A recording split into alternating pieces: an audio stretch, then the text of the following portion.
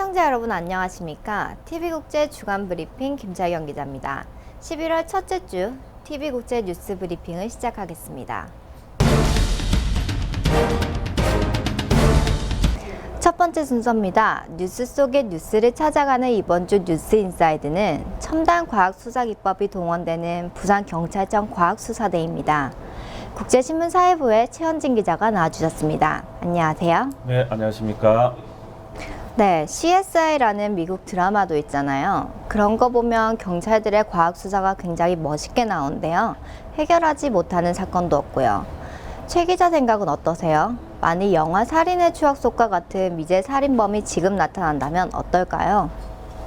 네, 살인의 추억 속 연쇄살인 사건은 1986년부터 1991년까지 10여 차례에 걸쳐 일어난 희대의 범죄입니다. 하지만 그때는 지금처럼 혈액이나 점액, 미세 증거에 대한 개념이 부족한 상태였습니다. 당연히 피의자는 어떤 증거를 남겼을 것이고 그 증거에 따라 근거됐을 것입니다. 네, 부산경찰청에도 KCSI, 즉 경찰과학수사대가 21명이 있는 것으로 알고 있는데요. 이들은 어떤 활동을 하나요? 네. 부산경찰청 과학수사대는 2006년 디지털 증거 분석설이 생기며 본격적으로 가동됐습니다. 이들은 부산 지역 내 강력 사건 현장에 모두 출동하는데요. 부산경찰청 과학수사대는 지문, 유전자 감식, 변사자 검식, 거짓말 탐지, 범죄 행동 분석, CCTV 분석 및 영상 개선, 법 체면, 몽타주 등 다양한 수사 기법을 현장에서 활용하고 있습니다. 2010년부터 현재까지 부산 내에서 미제 사건은 없을 정도로 정밀한 과학수사가 동원되고 있습니다. 네, 그런데 이 과학수사대가 불리는 명칭이 이색적이라고 하는데요. 어떻게 불리죠? 네, 시체만 찾아다닌다고 해서 갈까마귀, 어둠의 자식들이라고 불립니다. 과학수사대는 하루에 최대 10여 구의 시체들을 볼 때도 있습니다. 과학수사대는 심지어 옷도 검은색입니다. 살인, 변사, 화재 사건 등 각종 현장에서 이들을 볼 수 있는데요. 얼마 전에 있었던 부산 대신동 당구장 여조인 살해 사건 현장에서도 볼 수 있었습니다. 범인이 남긴 흔적을 끈질기게 찾는 것이 이들의 일입니다. 혹시 흉기 버리는가 수색하고 있습니다, 주변에. 그렇게 시체만 찾아다니다 보면 트라우마가 생기는 등의 직업병이 생기지 않을까요? 네, 그렇습니다.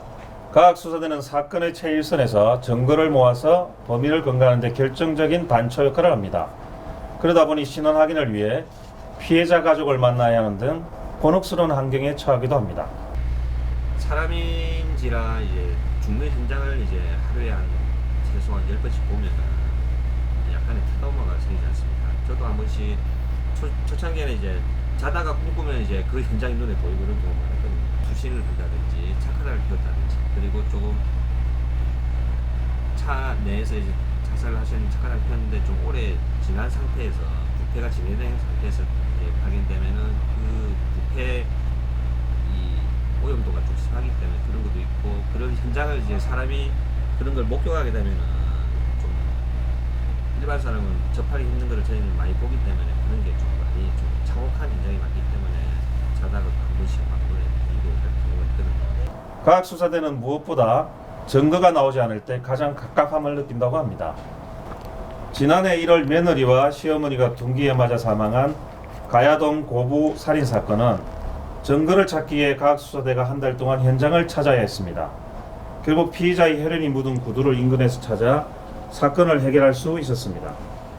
사건이 클수록 수사에 따른 부담도 커진다고 합니다.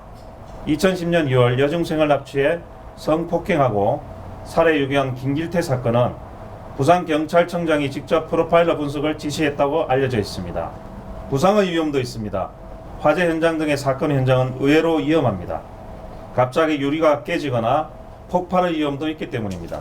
좀 크게 다치는 저희 같이 일하는 동료 중에는 이제 도난 현장에 주택 도난 현장에 갔다가 이제 용의자가 유리창 깨고 들어온 부분에서 이제 혹시 유리창에 지문이라도 없을까 다른 뭐 미세라든지 없을까 확인하다가 유리창 깨진 유리가 떨어져가지고 인대가 완전 나간 적이 있었거든요. 지극히 과학적인 수사대가 주로 음지에서만 일을 하고 있네요. 참, 경찰청에는 CSI 버스도 있다고 들었는데요. 네, 약 5억 6천만 원의 예산이 들어간 CSI 버스가 있습니다. 여기서는 CCTV 분석, 지문 분석 등의 첨단 수사 장비 등이 빼곡히 차 있는데요. 경찰청의 자랑이라고 할 수 있습니다. 실제 과학수사대는 이 버스를 타고 출동할 때 큰 자부심을 느낀다고 합니다. 네, 최현진 기자 감사했습니다. 네, 감사합니다.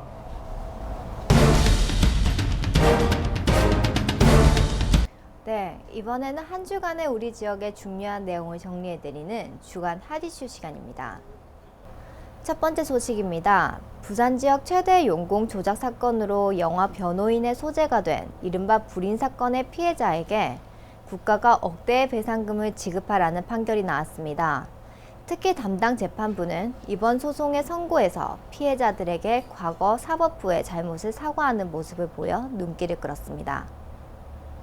지난 2일 부산지법은 불임 사건에 연루돼 유죄를 확정받은 뒤 재심에서 누명을 벗은 노재열, 최준영 씨의 가족 17명이 국가를 상대로 제기한 손해배상 소송에서 노 씨 가족에게 3억 원을, 최 씨 가족에게 3억 5천만 원을 배상하라고 판결했습니다.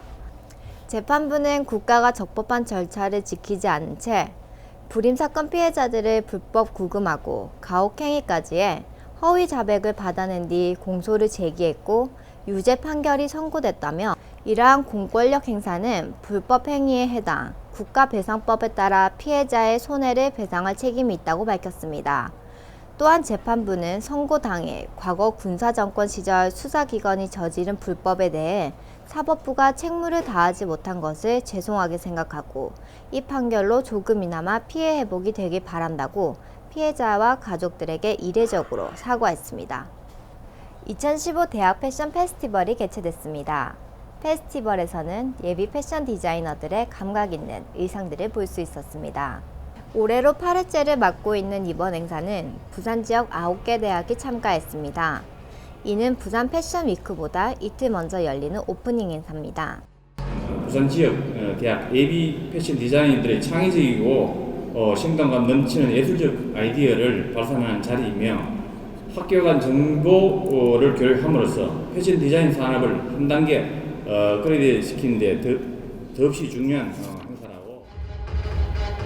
11월 2일과 3일 약 이틀간은 총 328명의 학생들이 673개의 작품을 선보일 예정입니다. 대학 4년간의 땀과 노력이 무대에서 녹아 들어간 이 행사는 누구나 무료로 관람할 수 있었습니다. 부산시는 지역 패션 업체와 연계해 유망 디자이너 양성과 일자리 창출이 이루어질 수 있도록 참여대학과 함께 적극 노력하겠다고 밝혔습니다.